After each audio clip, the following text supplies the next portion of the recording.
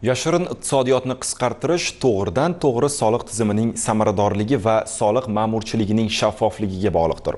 Soliq siyosatini to'g'ri olib borish esa xufiyona aylanmalarni qonuniy maydonga olib chiqishning eng asosiy omili. Shu maqsadda poytaxtda mas'ul tashkilotlar bilan hamkorlikda yashirin iqtisodiyotga qarshi kurashish choralari kuchaytirilmoqda.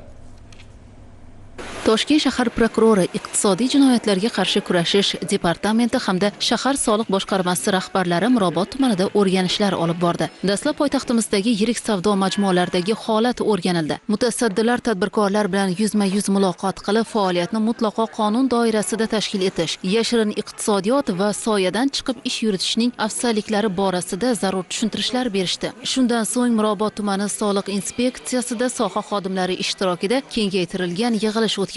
Unda mamlakatimiz iqtisodiyotiga jiddiy zarar yetkazuvchi yashirin iqtisodiyotga qarshi murosasiz kurashish, soliq bazasini kengaytirish hamda qonun ustuvorligini ta'minlash yuzasidan mas'ullarga topshiriqlar hamda ko'rsatmalar belgilab berildi. Xuddi shu kabi tadbirlar Mirzo Ulug'bek tumanida ham bo'lib o'tdi. Kengaytirilgan yig'ilishda iqtisodiyotimiz rivojida barcha halol va qonunlarga bo'ysungan holda to'g'ri ish olib borishi zarurligi ta'kidlandi.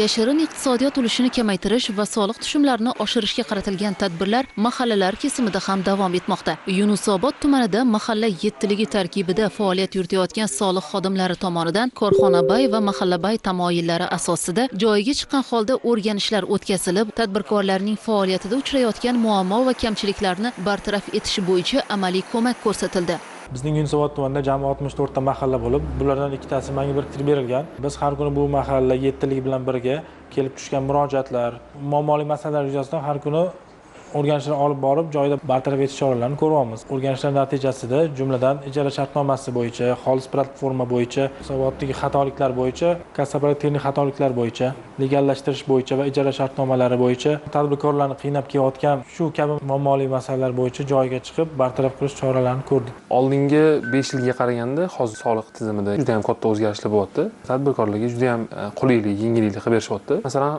bugungi muammoyimiz Paynet xolis bo'yicha o'zimda ozgina muammolar kelib chiqdi. Shu muammolarni bartaraf qilish uchun men soliq xodimiga telefon qildim. Ular yetib kelib, hozir mana ko'rsatib tushuntirib berishdi.